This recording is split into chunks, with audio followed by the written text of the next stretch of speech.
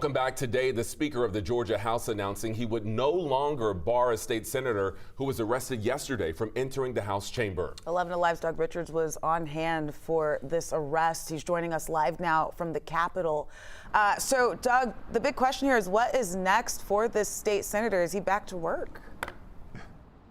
Yes, he's back to work in a capacity after, this sort of low-grade drama where you had two individuals with conflicting viewpoints and a public stage, and it all kind of played out yesterday in this speech prior to Brian Kemp's speech, the State of the State speech, and Colton Moore showed back up today defending what he did. When state senators strode up to the House chamber for the governor's State of the State address Thursday, Colton Moore of Dade County was near the front of the line. When he got to the door of the chamber, House staffers were there to prevent Moore from coming in, starting an awkward standoff lasting nearly 5 minutes. This is a joint session of the General Assembly. Your House rules do not apply. I'm going into the chamber. The Republican senator had been banished from the chamber by the Republican House Speaker John Burns. Last year, when lawmakers unveiled a portrait of the late Speaker, Republican David Ralston, Moore publicly badmouthed Ralston, angering Burns, who had been a Ralston protege.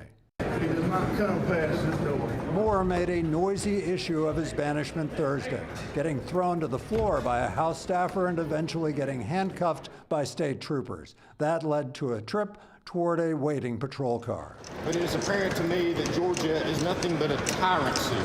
A day after the senator's visit to the Fulton County Jail, Moore was back, ready to sound off about his treatment. So how can an attorney of the Speaker of the House do some wrestling move, throw the senator onto the ground, and the senator gets arrested with 18 state troopers standing there? And Moore got some backup from some of his fellow Republicans. This unprecedented action undermines the integrity of our legislative process and sets a dangerous and unconstitutional precedent. Some, but not all. Certain people use this as theater. I'm not here for that. Burns tried to put the issue to bed by saying in a statement that he had talked with David Ralston's family, which was agreeable to allowing Moore allowing Burns to end the banishment of Moore, and that seems to settle it.